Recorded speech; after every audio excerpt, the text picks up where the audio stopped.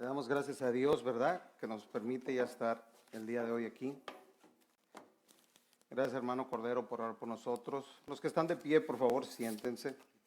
Gracias, hermano. Los que están de pie, por favor, ocupen su lugar.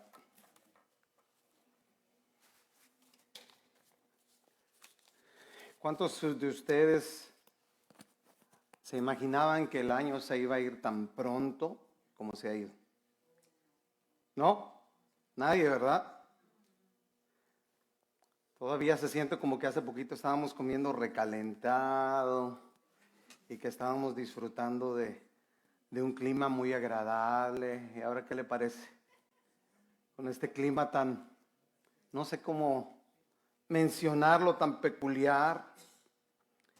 Dijo alguien por ahí, tan bipolar. Yo no sé, ya no me voy a meter en esas querellas. Pero qué clima. Estamos a la mitad del año. Pónganse a pensar, ¿cuántos de ustedes creyeron en algún momento, ay, estoy batallando tanto, no sé si voy a llegar a medio año? En muchos sentidos. Pero el Señor nos ha acompañado. Así es, amén. Uy, ¿cuántos dijeron, ay, no sé si voy a alcanzar, la renta me va a alcanzar para mitad del año? Pero aquí estamos. Ay, no sé si el trabajo me va a durar para medio año. Ay, no sé si voy a aguantar a mis hijos para medio año. Y nos hacemos tantas preguntas, y lo digo de una manera capciosa, ¿verdad? Nadie lo tomé de otra manera, es solamente de una manera graciosa. Porque nos hacemos mil y unas preguntas, porque si es nuestra mente está siempre dando vuelta y vuelta y vuelta y vuelta. Y a veces creemos que no somos capaces de tal o cual cosa porque nos sentimos encerrados, nos sentimos encasillados en un error del pasado, nos sentimos encasillados por una palabra que alguien nos dio algún día que nos hizo sentir mal. Nos sentimos encasillados por alguien que nos dijo, eres esto y siempre serás esto, y nos quedamos con eso en nuestro corazón. Pero déjeme decirle una cosa, no tenemos por qué vivir así. Es momento de echar a andar nuestra fe en el Señor, del que nos dijo que estaría todos los días con nosotros, que no nos abandonaría y no nos dejaría por ningún momento. Es por eso que damos inicio el día de hoy a un tema nuevo que vamos a estar abordando por las siguientes semanas en nuestros sermones y también en nuestros estudios de los martes. Iniciamos con una jornada más, un tema nuevo que va a ser similar al de los sermones. ¿Se acuerda que le digo a los hermanos que vienen al estudio bíblico o que se sintonizan con nosotros a través de las redes sociales? Entre el estudio y los sermones vamos parejitos, vamos paralelos, después nos separamos en algunos temas y luego nos volvemos a encontrar en los temas. Y esto es por un motivo, para que crezcamos y nos desarrollemos en el Señor, para que tengamos seguridad en su palabra y para que cuando vengan esos momentos en que necesitemos fortaleza, venga esa palabra que ha sido sembrada en nuestro corazón y comience a dar fruto en la situación en la cual estamos nosotros atravesando. Y va a ver que la palabra del Señor va a venir a nosotros. El Señor Jesucristo le dijo a sus discípulos, no se preocupen de qué han de decir ni qué hacer cuando estén delante de los magistrados. Las palabras que yo les he hablado, el Espíritu Santo se las recordará a ustedes. Se los estoy parafraseando, que se está escrito en diferentes maneras, pero se las estoy parafraseando. No lo busque porque no dice así, ¿verdad? Siempre el martes les digo eso, porque luego, hermano, ¿y dónde dice eso? No dice así, se lo estoy explicando con palabras mías. Entonces el día de hoy comenzamos a ver esta jornada y la serie que comenzamos se titula Héroes de la Fe. Todos hemos escuchado de los héroes de la fe que nos habla la Biblia, ¿verdad?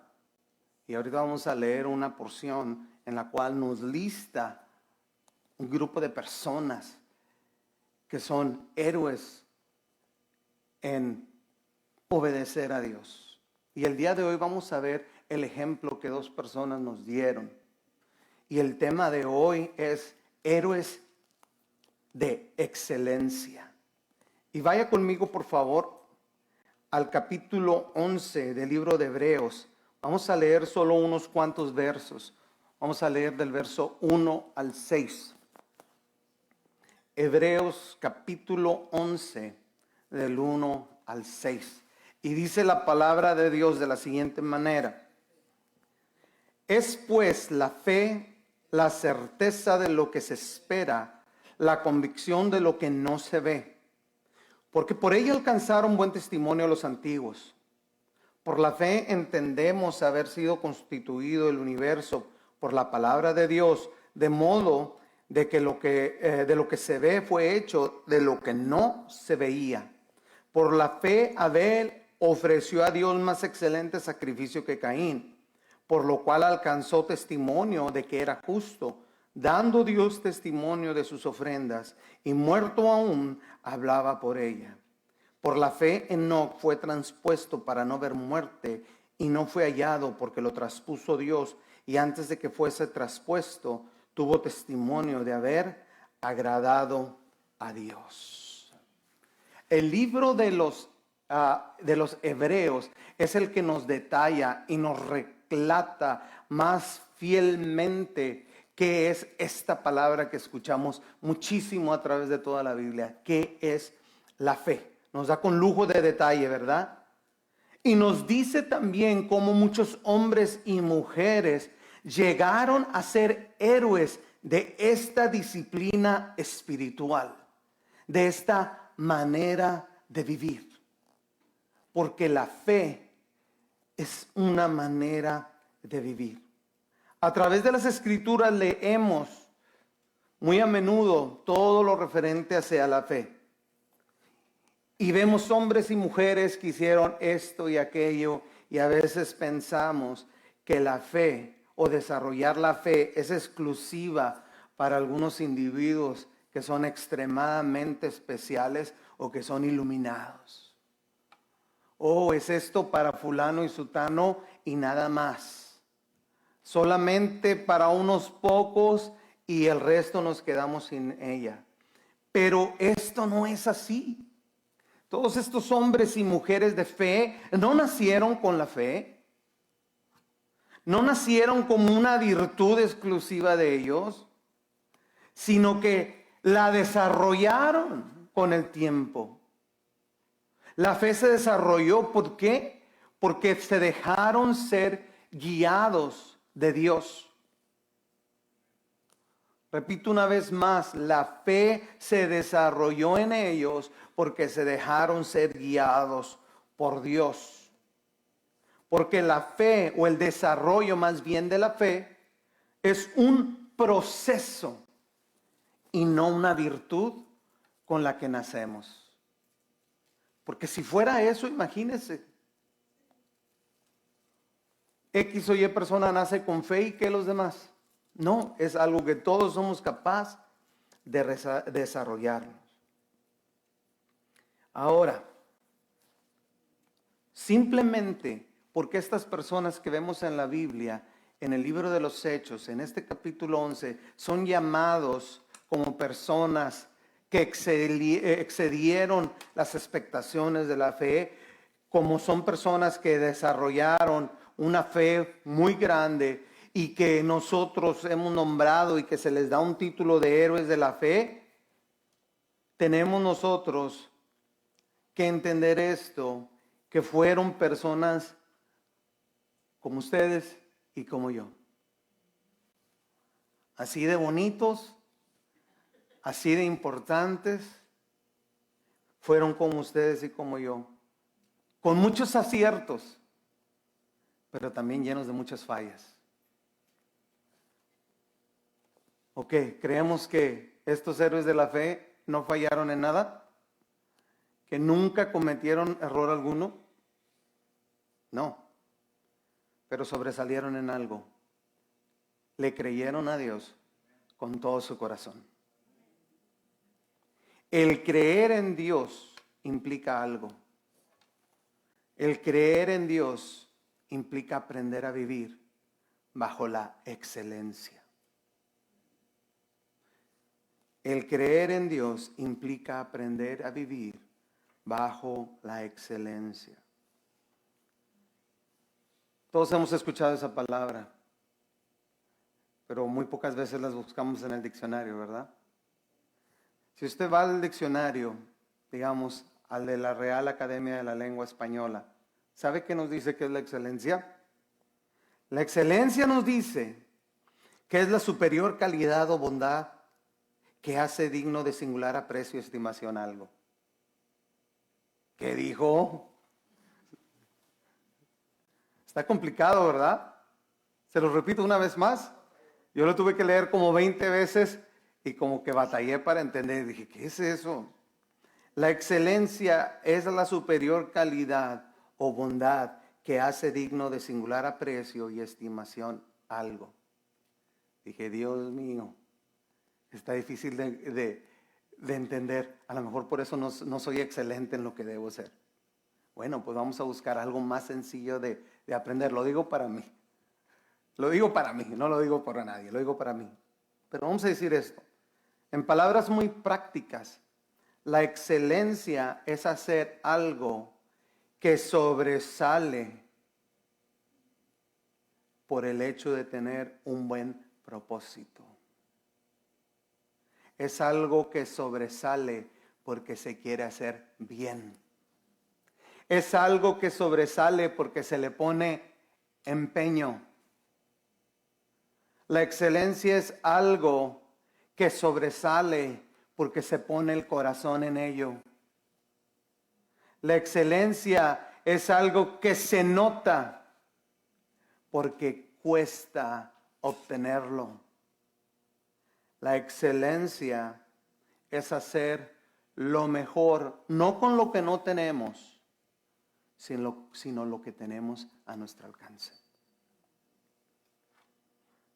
La Escritura nos dice que podemos tener una fe y vivir en una fe y desarrollar nuestra fe con excelencia. Porque hay hombres y mujeres que lo hicieron y nos dan ejemplo a nosotros de que también lo podemos lograr. Y es por eso que ahora los llamamos héroes de la fe. Leímos dos personajes. El primer de ellos fue Abel, ¿verdad? En el verso 4 del capítulo 11 de Hebreos nos dice, por la fe ofreció Abel a Dios más excelente sacrificio que Caín, por lo cual alcanzó testimonio de que era justo. Ahí lo paro. Dice, por la fe. ¿Y qué sabemos de Abel? ¿Por qué podemos decir que Abel ejerció con excelencia la fe? Bueno, ¿qué sabe usted de Abel? ¿Qué sabemos? Todos sabemos que fue hijo de Adán y Eva, ¿verdad? Después de la expulsión del Edén. Después de caer en pecado, fue el segundo hijo de esta pareja. Se cree que al nacer fue gemelo de Caín. Se dice, ¿verdad? Porque los estudiosos notan que dentro del capítulo 4 de Génesis dice que y concibió, ¿verdad? Eva, y dio a luz un hijo que puso sobrenombre Caín, y dice una vez más que dio a luz otro hijo, el cual puso por nombre Abel. Por eso dicen que probablemente eran gemelos. Eso no lo sabemos y al final del día no es muy importante. Pero sabemos que se dedicaron a dos cosas. Abel se dedicó, ¿a qué nos dice la Biblia? En Génesis capítulo 4 y verso 2. ¿Qué nos dice? Dice así la Escritura. Abel fue pastor de ovejas y Caín fue labrador de la tierra. La pregunta, ¿nos dice mucho esto de Abel? Yo digo que sí. Lo poco que conocemos de Abel, podemos ver su corazón puesto ahí. ¿Por qué? Porque reconoció en toda su vida que Dios era lo más importante y lo primero en su vida. Lo primero, lo que merecía el primer lugar de todas las cosas. Génesis capítulo 4, verso 4. Ahí empezamos a ver cómo la fe de Abel en Dios comienza a ponerse en obra y cómo comienza a tomar excelencia. ¿Por qué? Porque nos dice que Abel trajo de los primogénitos de las ovejas. De lo que él hacía, trajo de lo más excelente delante de Dios. De lo más gordo. De lo primero. Antes que se comiera Abel uno o dos ovejitas. Antes de que vendiera una o dos ovejitas, estoy exagerando, la Biblia no dice eso. Antes de que se tomara una lechita de oveja, antes de que preparara unos quesos, unas enchiladas, yo no sé qué. Antes de hacer cualquier cosa, apartó lo mejor para Dios. Y ahí es donde vemos la excelencia de su fe. Esto es lo que agradó a Dios. Y esto es lo que hizo la ofrenda de Abel más excelente ante los ojos de Dios que la ofrenda de Caín. En lo contrario, en el capítulo 4, verso 3, ¿qué nos dice de Caín? Que Caín trajo del fruto de la tierra, dice, trajo del fruto de la tierra una ofrenda a Jehová. Es importante estudiar en contexto esto. Esto lo vimos al principio del año en los estudios de los martes, cuando hablamos de Caín y Abel. ¿Se acuerdan? Caín, en contra de lo que hizo su hermano, varias versiones de la Biblia, simplemente cito dos, varias traducciones de la Biblia nos dan un entendimiento más profundo en dónde recayó la falta de excelencia de Caín. Primero, nos dice la versión de la Nueva Traducción Viviente, nos dice que Caín ofreció algunos de sus cultivos como ofrenda al Señor. Ahí es donde cayó la diferencia. Algunas de las cosas que produjo. Es por eso que Dios habla con Caín, y la plática de Dios por Caín no es: ¿por qué me trajiste calabazas? Yo quería tomates. O ¿por qué me trajiste zanahorias y yo quería no sé qué? No recayó en el tipo de vegetal, no recayó en el tipo de verdura, sino en el corazón falto de excelencia de Caín. Porque Caín dijo: bueno, es día, mi hermano ya anda preparando, le va a llevar ofrenda a Dios, pues no puedo quedarme sin llevarle algo. ¿Qué le llevo? ¿Qué le llevo? Por ahí hay unos tomates, ahí me quedo. Estoy exagerando, no sabemos qué. Ahí me quedó una calabaza por ahí. Trae mosquitas, pero no pasa nada. Si al cabo las vamos a quemar en una ofrenda a Dios de todas maneras. ¿Qué importa? Échalas ahí. Unos tomates, unas zanahorias, no crecieron bien, échalas ahí. ¿Qué más? Pues échale hierba también. Decimos que es una ensalada. Échalo ahí. Ahí es donde estuvo el corazón de Caín. Por eso no fue agradable del Señor ante los ojos de Dios, porque no hubo excelencia en su corazón.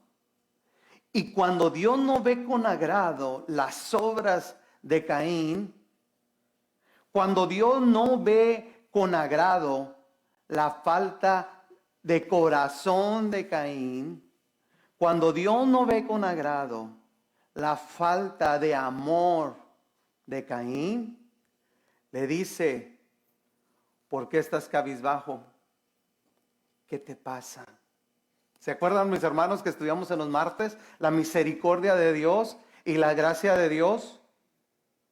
Siempre, aunque hayamos pecado, Dios una vez más viene a nosotros, aún nos rescata, aún muestra su misericordia, y todavía se le acerca a Caín y le dice, ¿qué te pasa, Caín? ¿Por qué estás triste? ¿Por qué andas apachurrado, mi amigo?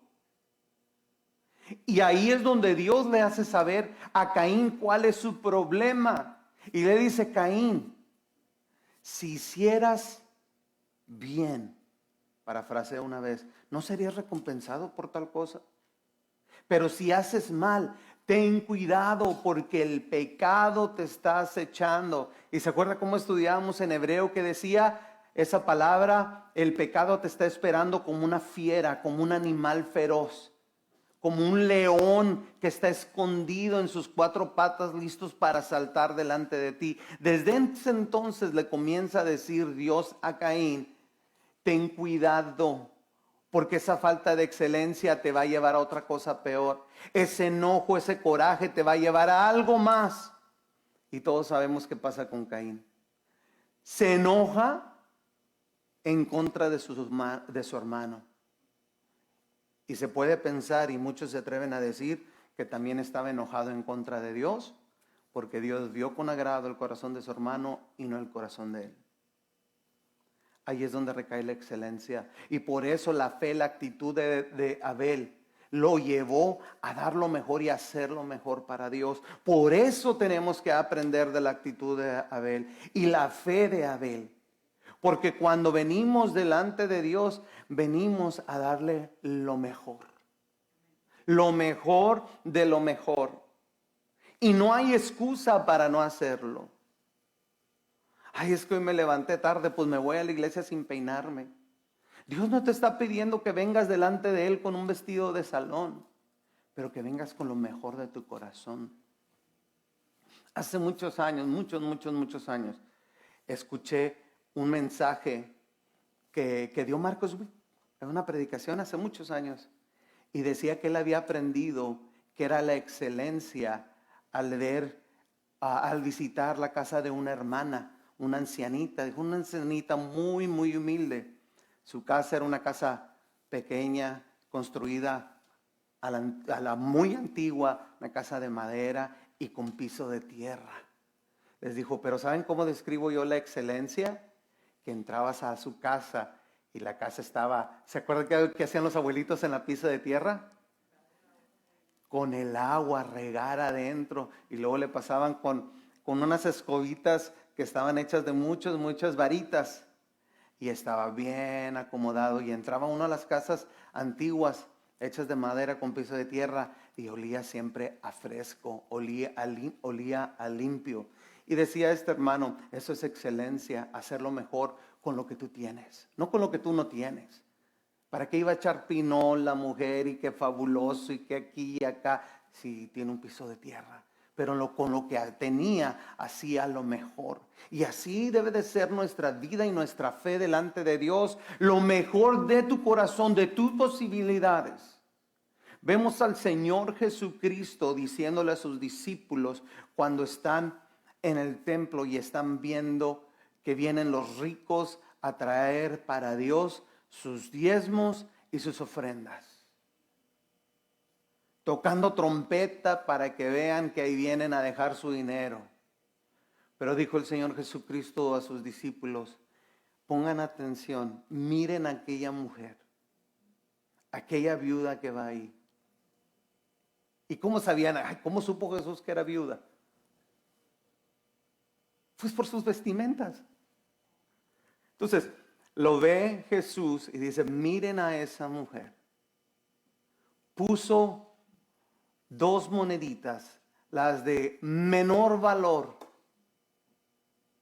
pero ella ha dado más que cualquier otro, porque dio de su sustento, de lo que le quedaba, se lo dio a Dios todo.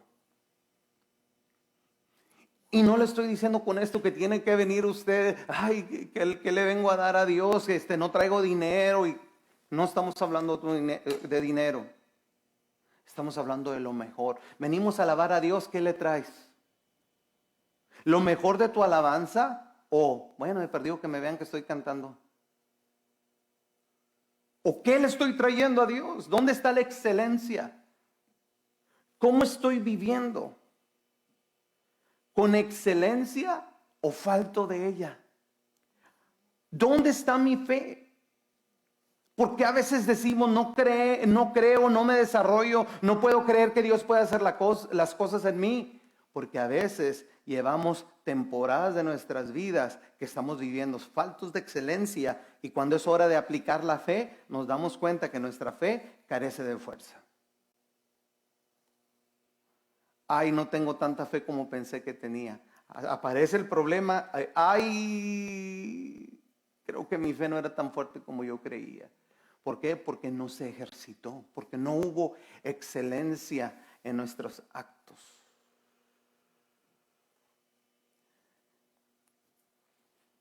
¿A quién le gustan los deportes? Mucha gente le gustan los deportes, ¿verdad? A mí me gustan los deportes, y cuando estaba joven jugaba mucho fútbol, mucho. Me encantaba. Hace años, cuando teníamos el grupo de jóvenes, jugábamos fútbol aquí afuera, o nos íbamos aquí a parquecito, acá atrás, o jugábamos aquí atrás. ¿Quién se acuerda ahí? Pepe, Alexis, Mikey por ahí.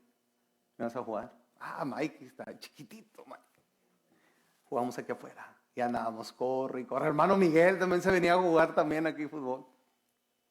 Pero ¿sabe qué me di cuenta yo? Que cuando estaba más joven, donde ponías el ojo, el pie ya sabía dónde. Uy, no había ni siquiera pensarla mucho.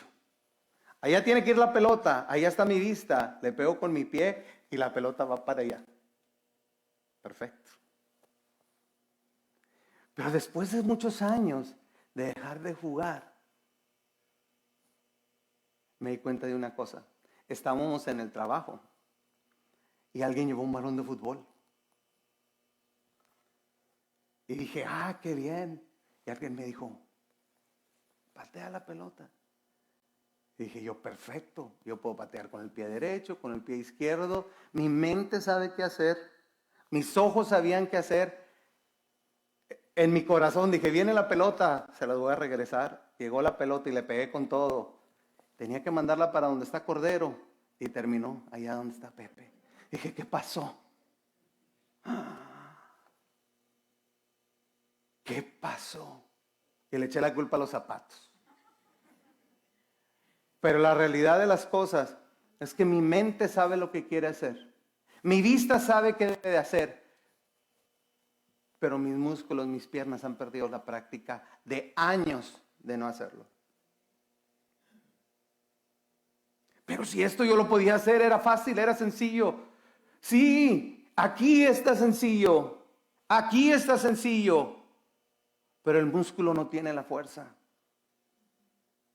Ya no sabe qué es pegar, ya no sabe qué tanta fuerza hay que darle, ya no sabe cómo poner la dirección. Y se lo pongo en este ejemplo del fútbol.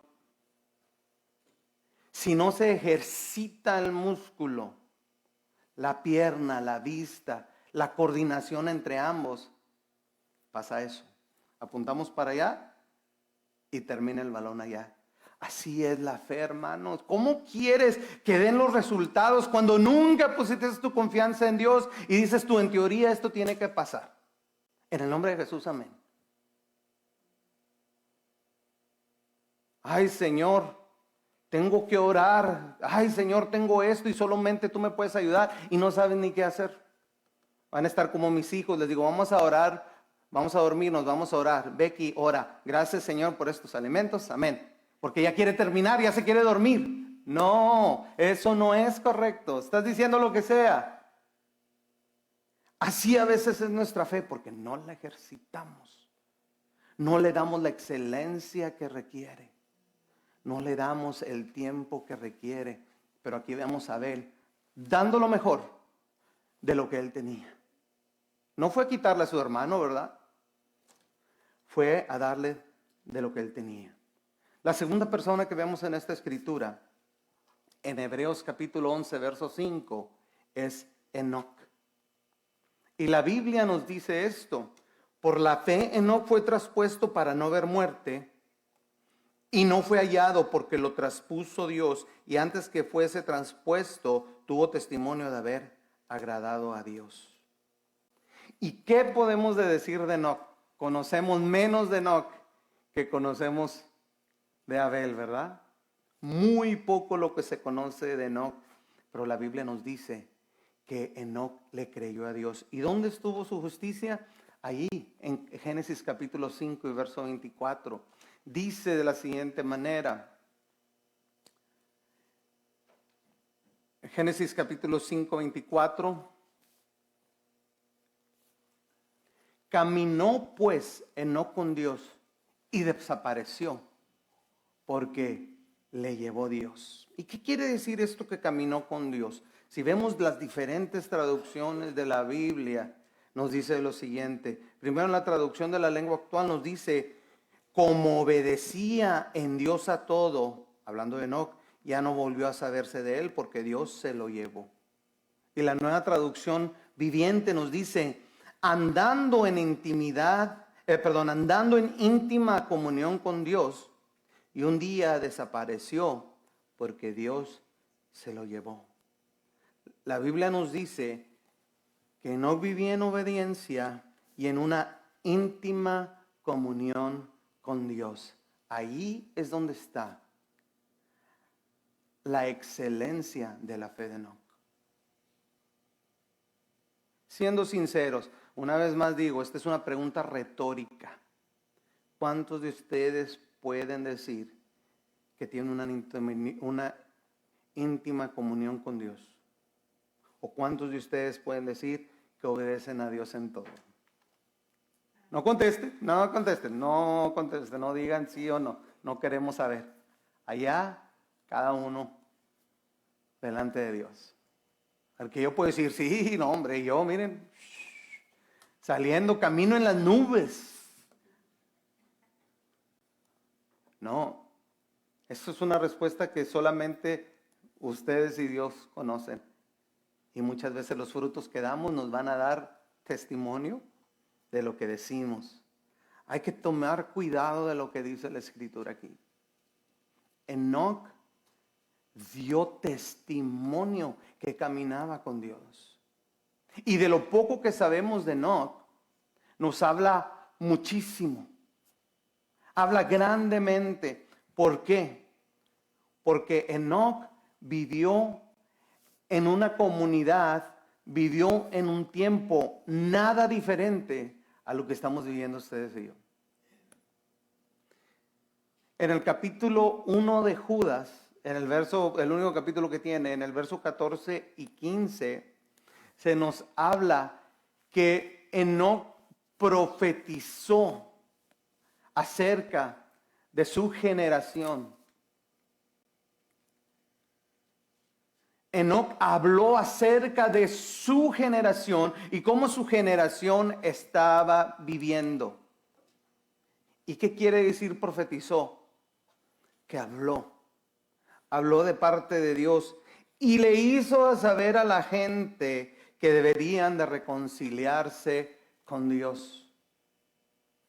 Porque acuérdese de una cosa, la generación de Enoc fue muy parecida a la generación de Noé. ¿Por qué? Porque Enoc vivió 2 generaciones antes que Noé y Enoc fue el bisabuelo de Noé. ¿Creemos nosotros que vivimos en tiempos que nunca antes se habían visto? No, estamos equivocados. ¿Quién se acuerda cuando estudiamos la vida del rey Salomón? ¿Verdad? Del rey Gededías, que decía, no hay nada nuevo debajo del sol. Lo que es hoy ya fue antes. Y se acuerda cuando empezamos a estudiar un poquito acerca eso fue más de 3000 años atrás. de lo que dice, de todos estos dichos. Y decía Salomón, esto ya existió y esto ya pasó. Ya no hay nada nuevo. ¿Y se acuerdan cuando empezamos a estudiar las diferentes escuelas del pensamiento filosófico de los griegos? Y los comparamos con las narrativas y los que vemos ahorita en Twitter, en televisión, en programas, en películas. Y es exactamente lo mismo. Porque no hay nada nuevo. Los mismos pecados que antes se cometieron se están cometiendo hoy. O viceversa, los de hoy ya se cometieron antes. Y la Escritura nos dice, y tomó la generación de Noé el mismo Señor Jesucristo para decirnos que la generación de Noé va a ser muy parecida a la generación de los últimos tiempos. Que es la generación que usted y yo estamos viviendo. Así como en el tiempo de Noé, el Señor también dijo, se casaban, se daban en casamiento, hacían esto y lo otro, para arriba y para abajo. Así un día llegó el diluvio y se acabó todo. Y vino destrucción repentina. Ahí vivió Enoc. ¿Y qué sabemos de Enoc? Que dio testimonio de ser fiel a Dios, aún en medio de la maldad. Entonces, ¿dónde queda nuestra excusa para no ser excelentes en la fe? Ay, no, es que hay mucha maldad en el mundo. Si no es la primera vez que hay maldad en el mundo. Hay mucha falta de fe. No es la primera vez que existe falta de fe. Hoy en día la gente no cree en Dios. Hermanos y hermanas, no es la primera vez que la gente no cree en Dios. ¿A qué se enfrentaron los cristianos del primer siglo? ¿Al qué se enfrentó el pueblo de Israel rodeado de ciudades, de pueblos, de naciones que eran politeístas? Tenían muchísimos dioses.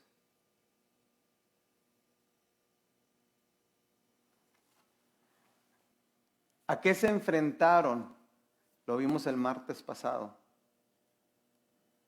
Los pueblos asirios, el rey sirio, cuando se ve enfrentado con el Dios de Israel, cuando Eliseo lo enfrenta al Dios de Israel, cuando las obras de Israel se enfrentan al pueblo de Siria. Que la teología de los sirios no podían conocer, no podían entender que existiera un Dios que fuera todopoderoso, omnipresente, omnisciente. Porque para ellos había un Dios para todas las cosas. Hay amor, hay un Dios del amor. Hay justicia, hay un Dios de la justicia. Hay lluvia, hay un Dios para la lluvia.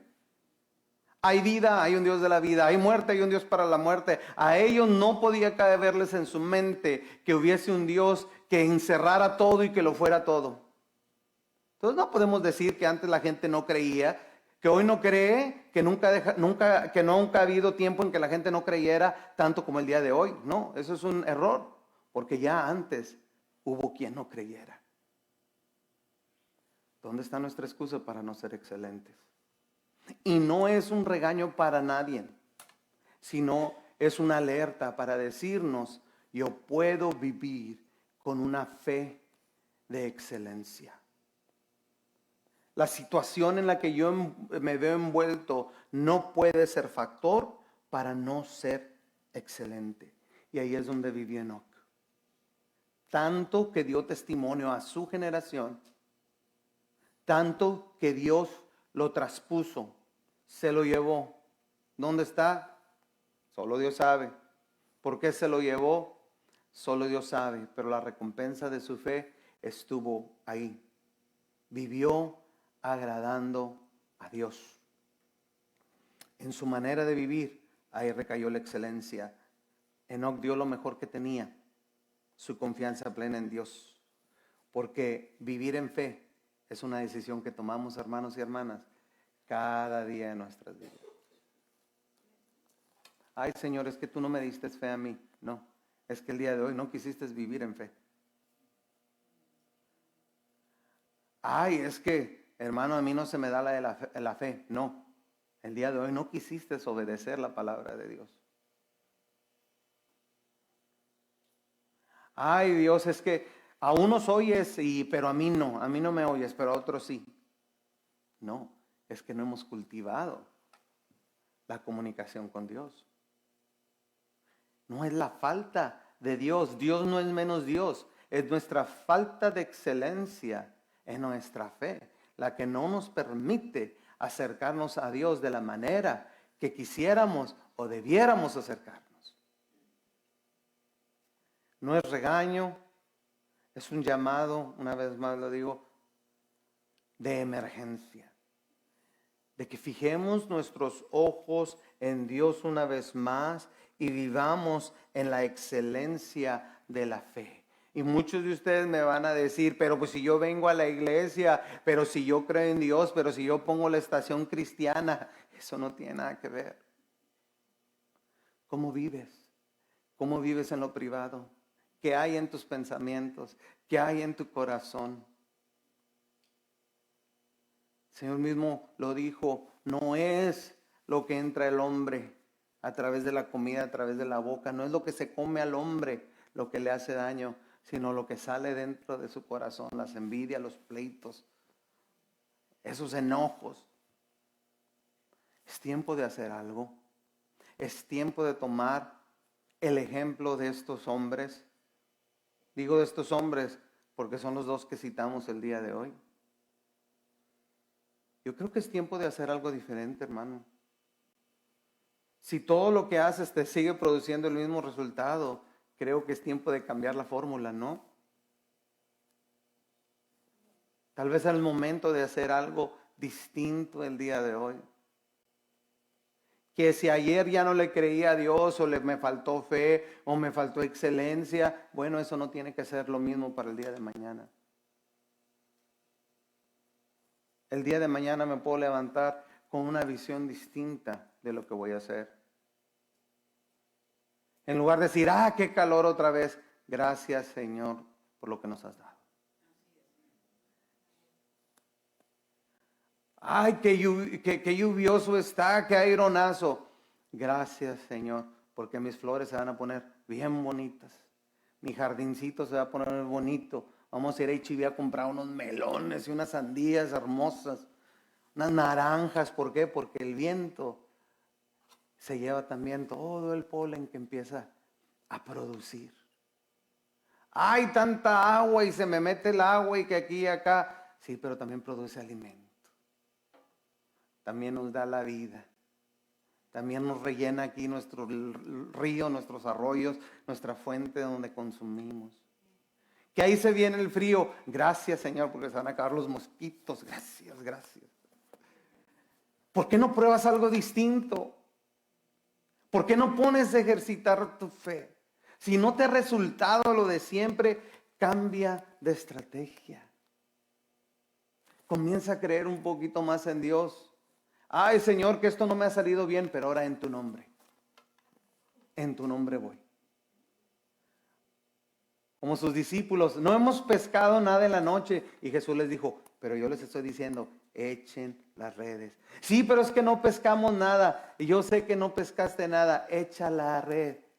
Oh Jesús, pero que venimos de pescar y que no hubo nada. No te estoy diciendo que no hay nada. Y así estamos peleando con Dios. Y Señor, ya dije. Y ahora el Salmo 23. Y ya tengo la Biblia abierta en el Salmo 91. Y ya pongo las canciones. Y Jesús les dijo, echen la red. En tu nombre ahora la vamos a echar. ¿Y qué pasó? Pues hicieron sus discípulos, echan la red y salen los peces. Y ya la barquita se le iba a un lado. El Señor te está diciendo, pon a prueba tu fe. Ay, no, Señor, es que en el trabajo, no, como que no me dan un aumento, que esto y lo otro. Pon a trabajar tu fe y vas a ver que vas a llegar más contento a trabajar. Y no es que el trabajo sea malo, es que a veces llegamos con la actitud incorrecta a trabajar. Que la Escritura nos dice que todo lo que hagamos, hagámoslo para Dios y no para los hombres, como para Dios. Señor, estoy trabajando y no me gusta mucho este trabajo, pero lo hago, Señor, para honrar tu nombre, para que vean que yo soy tu hijo, soy tu hija. La excelencia, hermano, antes que todo. Podemos vivir vidas de excelencia en la fe, pero tenemos que depositar todo lo que somos y todo lo que tenemos en las manos del Señor. Cierre sus ojos, por favor. Los invito ahora.